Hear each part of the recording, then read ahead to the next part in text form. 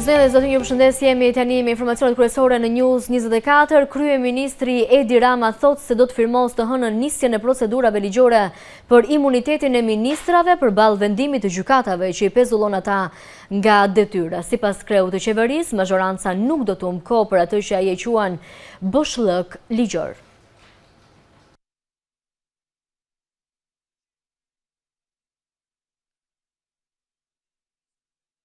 I gjykatave, kryeministri Edi Rama nuk humbet kohë. Të hënën, kreu i qeverisë tha se do të depozitojë nismën për të plotësuar atë që e konsideron boshllëk ligjor sa i përket pezullimit të një ministri nga funksioni. Gjykata në ushtrimin e kompetencave të saj ka të drejtë vendos masa sigurimi për çdo person në hetim. Këtë nuk e diskuton askush dhe askush nuk është mbi ligjin, e këtu bijem dakord të gjithë, të paktën të gjithë me fjalë, por unë bie dakord dhe me vepra. Por në të njëjtën kohë ka disa funksione ku hyn dhe ai ministrit, të cilat paralizohen nëse ministri pezullohet. Pra faktikisht, nëse ti thua që unë pezulloj një ministër, unë pezulloj presidentin e Republikës, unë pezulloj kryetarin e kontrollit të lartë të shtetit dhe ku di unë disa të tjerë që mbulojnë funksione të padelegueshme, faktikisht ti prodhon një pasojë të menjëhershme të barabartë me shkarkimin. Të hënën në cilësinë e deputetit, unë së bashku me kryetarin e grupit Toland Balla dhe me kryetarin e Komisionit të Ligjeve Ulsi Manja, pra me 3 firmat tona, do të depozitojmë nismën për të adresuar menjëherë boshllëku në fjalë. Kryeministri socialist etiketoi si mercenar protestuesit e opozitës duke i cilësuar ata të paguar nga drejtuesit e PD-s. Dhe mercenarët u rishfaqin përsëri në krye të kësaj jave. Dhe bën dhe më shumë dëm. Është e qartë se këto farë protestash me atë pislëkun që krijojnë në bulevard janë si një jashtëderdhje në rrugë, e plakut lajthitur që i organizon dhe pastaj fërkontuart kur pamjet e jashtëderdhjeve të tij dalin nëpër mediat e huaja duke lënduar imazhin e Shqipërisë. Kreu i qeverisë shtoi se prokuroria, e cila po heton ish-krerët e UÇK-s, ka hedhur një bombë mbi Kosovën. Ky nuk është i turp për ca prokuror, për atë far idioti ndërkombëtar që dilte dhe lexonte broçkulla. Ky është një turp për shtetet që e mbështesin atë gjykat, që e paguajnë atë gjykat. Rama lajmëroi se ditët në vijim do të shkojnë në Amerikë për të marrë pjesë në bordin e paqes. Gjithë farloj pretendimesh që sot i nxjerrin përsëri qesharak, duke thënë se unë nuk shkoj dot, se mua s'm kanë ftuar, se. Dhe faktikisht, siç e paremërova, do të jem në Washington për themelimin zyrtar të bordit paqes dhe ku Shqipëria nuk do të kontribuojë me para.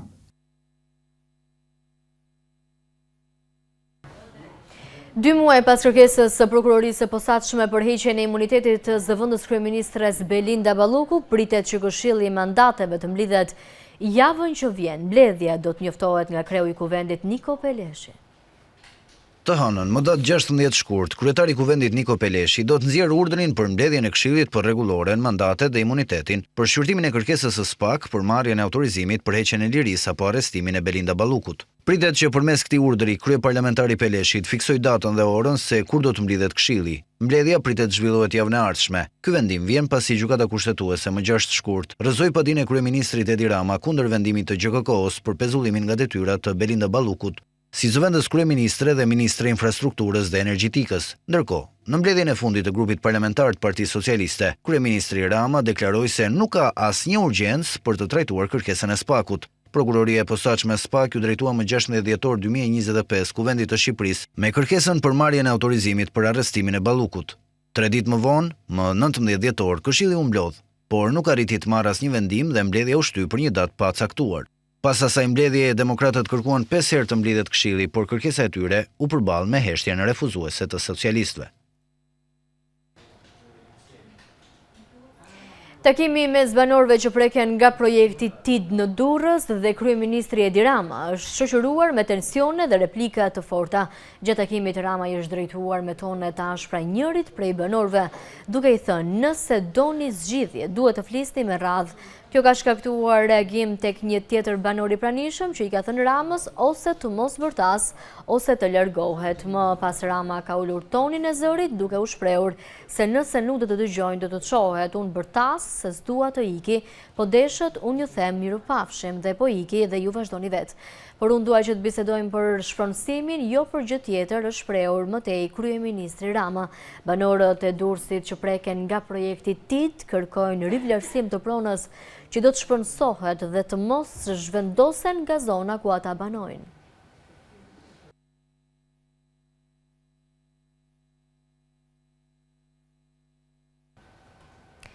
Banorët e Rjollit në Velipoj kanë vijuar edhe këtë të shtunë protestën kundër ndërtimit të një resorti turistik në tokat e tyre. Ata janë përplasur me policinë dhe nuk kanë lejuar fadromat e kompanisë të nisin punën.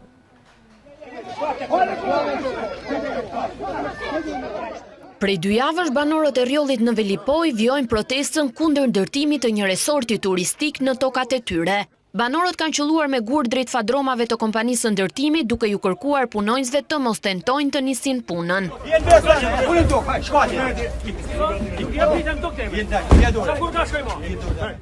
Grabura dhe fëmijë të fshatit janë përplasur edhe me policinë.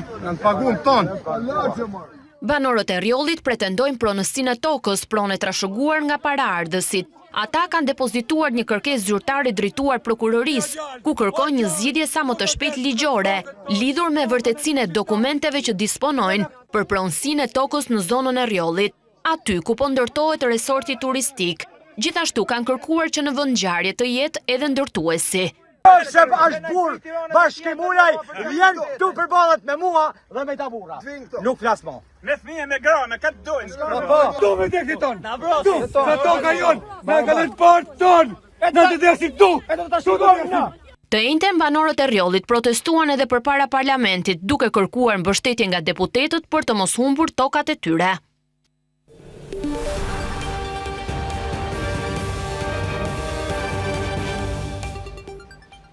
Ndryshojmë tani temë të zhvillimeve. Një 25 vjeçar shqiptar është shëlluar për vdekje në orët e para në Monte Calvoli në komunën Santa Maria në Itali. Sipas mediave italiane, viktima është 25 vjeçari Kevin Muharemi, i cili u qëllua me disa pluma ndërsa ishte në makinë. Autorët dyshohet se u qëlluan nga një makinë tjetër në lëvizje. I riu u qëllua me një plumë në qafë, teksa ka qenë i ulur në sediljen e pasagjerit përpara. Disa orë pas krimit, policia ka arrestuar autorin e dyshuar, një tjetër shtetas shqiptar. Ngjarja dyshohet se ka ndodhur pas një sherrje në një lokal ku i dyshuari, një bashkë kombës i viktimës, edhe i njohur më parë për forcat e rendit u ndalua nga policia rrugore në autostradën A1 në segmentin e Arezzo.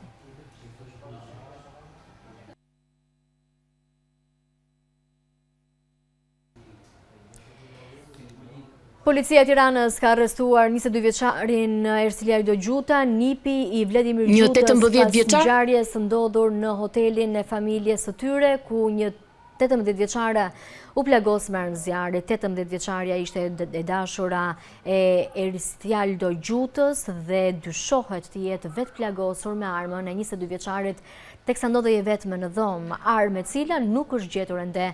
Erciliajdo Gjuta akuzohet për veprat penale, mos kallëzimi i krimit, veprime që pengojnë zbulimin e të vërtetës, kryer në bashkëpunim dhe mbajtja pa leje e armëve shpërthyese dhe municionit. Ai ka deklaruar se ka qenë jashtë me të atin në momentin që ka dëgjuar të shtënën e armës. Sipas tij, janë ngjitur me vrap në dhomën ku ishte e dashura dhe kanë gjetur atë të plagosur. Fillimisht kanë tentuar të japin ndihmën e parë, por kur kanë parë se gjendja është serioze, kanë vendosur ta çojnë në spital. Një ditë më parë, policia arrestoi babain dhe nënën e 22 vjeçarit, Sajmir dhe Mirvete Gjuta, xhaxhain e të riut Vladimir Gjuta, ndërsa në kërkim është shpallur kushëriri i tij Elvir Gjuta. Ata akuzohen se nuk kanë kallëzuar krimin dhe kanë prishur provat në vendngjarje dhe se janë porositur të deklaronin se vajzën e kanë gjetur të shtrirë tek rrethi i ekonomikut. Vajza ndodhet jashtë rrezikut për jetën dhe në deklaratën e saj ka pohuar se ka tentuar të vrasveten pasi ka bërë gabime në jetën e saj.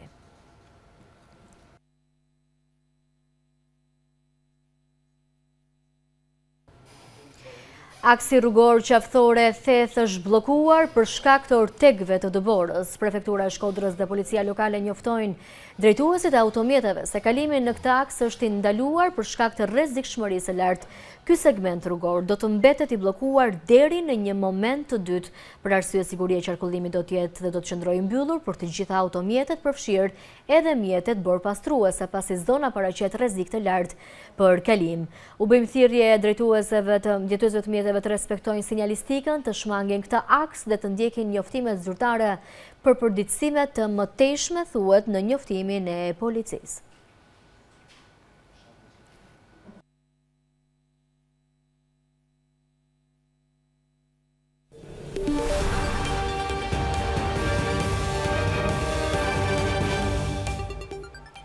Ndalemi më tej, pediatria e Elbasanit po përballet me fluks pacientësh të vegjël si pasojë e virozave të stinës. Mjekët thonë se situata është e ndryshme nga vitet e tjera, pasi këtë vit numri është më i lartë si për vizita, ashtu edhe për shtrimet e pacientëve. Një valë fort gripi po prek masivisht fëmijët në Elbasan, duke çuar shërbimin e pediatrisë në kufit e kapacitetit. Mbi 110 të mitur paraqiten çdo ditë për të marrë ndihmën e parë mjekësore, ndërsa numri i shtrimeve është ndër më të lartët e viteve të fundit, duke zahuruar plotësisht kapacitetin e institucionit shëndetësor. Mjekët raportojnë se fluksi i lartë ka nisur që prej festave të fundvitit dhe vijon me intensitet të pandërprer. Sipas shefes së pediatrisë Irena Palloshi, pacientët e vegjël paraqiten kryesisht me temperaturë të lartë, si dhe me probleme në rrugët respiratore. Ky vit ka filluar me një sëmundshmëri të rritur. Kemi rreth 110 paraqitje në 24 orë. Dhe kemi rreth 12-13 shtrime në ditë.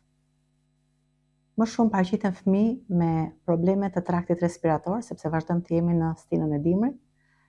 Janë fëmijë me koll, me temperaturë, fëmijë me fishkëllima, fëmijët që janë alergjik, kemi fëmijë me bronkiolite, me otite, por kryesisht predominojnë edhe fëmijët me temperatura rebele me gjendje gripi, pra me gjendje virusale, pa asnjë prekje tjetër. Nga muaji janar deri më tani, rreth 1350 fëmijë kanë marrë ndihmën e parë në pavionin e pediatrisë, ndërsa mbi 575 raste kanë përfunduar me shtrim në spital, një shifër që konfirmon presionin e jashtëzakonshëm mbi sistemin. Mjekja apelon për vigjilencë të shtuar nga ana e prindërve, duke theksuar rëndësinë e kontrollit të menjëhershëm mjekësor në rast të temperaturave të larta të vazhdueshme, koll të fortë, vështirësi në frymëmarrje apo përkeqësim të gjendjes së përgjithshme të fëmijës. Banorët e fshatit Çiflik në bashkinë Dimal u përmbytën disa herë gjatë këtij viti si pasojë e ngushtimit të rrjedhës së lumit, ndërsa thonë se tokat e tyre janë ende në ujë, ata shprehen se nuk kanë marrë asnjë dëm shpërblim nga autoritetet. Fshati Çiflik në bashkinë Dimal është një nga fshatrat që u prek 4 herë nga përmbytjet e njëpasnjëshme të muajit dhjetor 2025 dhe fillim janari 2026 dhe dëmet e shkaktuara kanë qenë të mëdha. 10 hektar me sera dhe toka bujqësore, por edhe pemë frutore, edhe sot kur ka kaluar një muaj nga përmbytja e fundit, janë ende me prezencë ujë, duke sjellë shkatërim total të prodhimit të banorëve të këtij fshati. Neve nuk bëjmë dot asnjë punim tek serat i kemi. Dhe serat i kishim të mbjella, na i zuri ujë. Tash ato nuk bëhen më për punë as për 2 muaj. Demi mund të jetë mbi 8 milion lekë. Tek unë, që kisha një 2 lymë të mbjell, mbi 8 milion. Kjo nuk është përmbytje se u përmbytu nga lumi. Ne jemi përmbytur nga bashkia edhe nga Salillari. Se Salillari ka bllokuar lumin, edhe bashkëpunim me bashkinë, se bashkia ime ja ka dhënë në tokë. Nuk punon dot se zhbalt, nuk ka kulluar akoma. Ato për si vjet janë zero, nuk punojnë dot. Të na përmbyt sera. Dy lymë se. Ta bëjmë gati për mbjellje, po është shumë balë, është me vështirësi shumë. Banorët theksojnë se humbjet në kulturat bujqësore e në pemtari janë të mëdha dhe ata kërkojnë mbështetje financiare nga autoritetet për dëmet që janë shkaktuar. Jene gjallë na dhanë nga një thes koncentrat, na thanë nga 40 kg, ajo ishte 20 kg, na gënjë. Ne jemi përmbytur 2 herë. Edhe të dyja herë që jemi përmbytur, asnjë dhe një gjë nuk kemi marrë nga bashkia. Kanë ardhur i bën si kanë bërë si gjithmonë edhe fala me shëndet. Asnjë gjë nuk na kanë sjellë. Erdhën morën ato demet që janë bërë, edhe asgjë. Një muaj pas përmbytjeve, të gjitha tokat bujqësore, por edhe serat në fshatin Çiflik janë ende në ujë. Banorët shprehen se shtabi i emergjencave ka bërë verifikimin e dëmeve, por ata nuk kanë marrë ende asgjë. Ndërkohë që pohojnë se pjesa më e madhe e të gjitha tokave dhe serave duhet të paktën 2 deri në 3 muaj të tjerë të thahen e më pas të mund të rimbillen. Duke bërë apel shtetit për ndihmë, ata deklarojnë se dëmi që u shkaktua nga këto përmbytje është kolosal.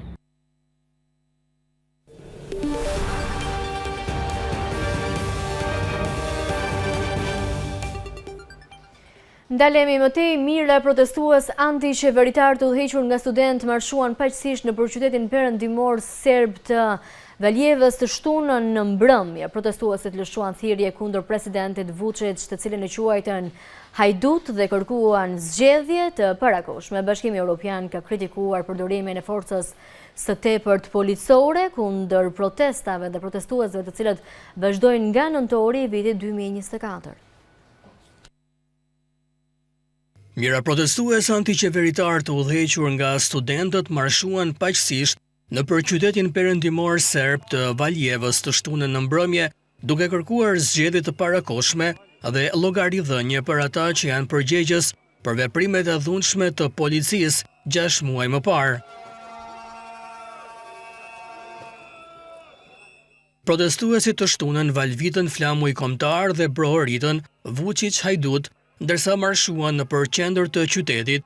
Nuk duhet të dorëzohemi sepse nëse bëjmë këtë do të thotë që pranojmë akte të tilla nga institucionet shtetërore ose mungesë reagimi nga institucionet shtetërore, tha Svetlana Dashković, një mësuese e shkollës së mesme. Protestat kundër korrupsionit të udhëhequra nga studentët në të gjithë vendin shpërthyen në Serbi në vitin 2024, pasi 16 persona humbën jetën kur çatia një stacioni hekurudhor u shemb në qytetin verior të Novi Sadit, duke tronditur sundimin e presidentit populist Aleksandar Vučić. Disa demonstrata verën e kaluar në Beograd dhe qytete të tjera në Serbi, përfshirë Valjevën, u shpërndan nga policia. 10 protestues u plagosën dhe shumë të tjerë u arrestuan.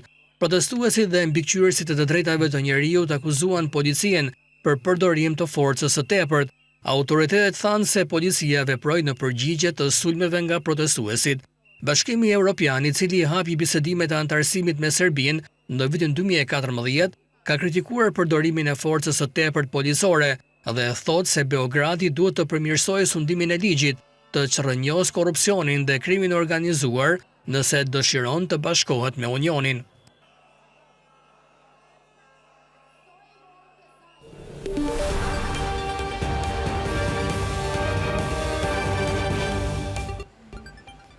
Zhvendosemi tek informacionet nga bota. Sekretari Amerikan i Shtetit Marco Rubio fillon këtë të diel një udhëtim 2 ditor për të forcuar lidhjet me Slovakinë dhe Hungarinë, udhëheqësit konservator të cilave shpesh në kundërshtim me vendet e tjera të Bashkimit Evropian kanë lidhje të ngrohta me presidentin Donald Trump.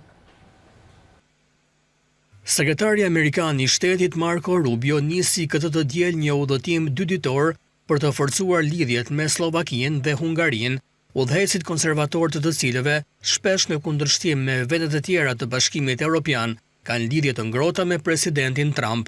Rubio do të shfrytëzojë udhëtimin për të diskutuar bashkëpunimin në çështjet e energjisë dhe çështje dypalshe, përfshirë angazhimin në NATO.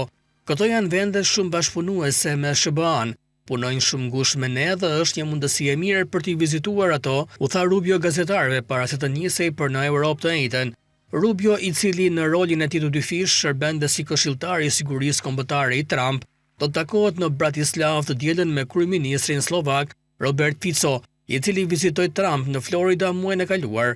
Udhëtimi i sekretarit amerikan të shtetit vjen pas pjesëmarrjes së tij në konferencën e sigurisë në Munich gjatë ditëve të fundit. Të hënën Rubio pritet të takohet me udhëheqësin hungarez Viktor Orban, i cili është prapa në shumicën e sondazheve përpara zgjedhjeve të prillit, kur ai mund të rrëzohet nga pushteti.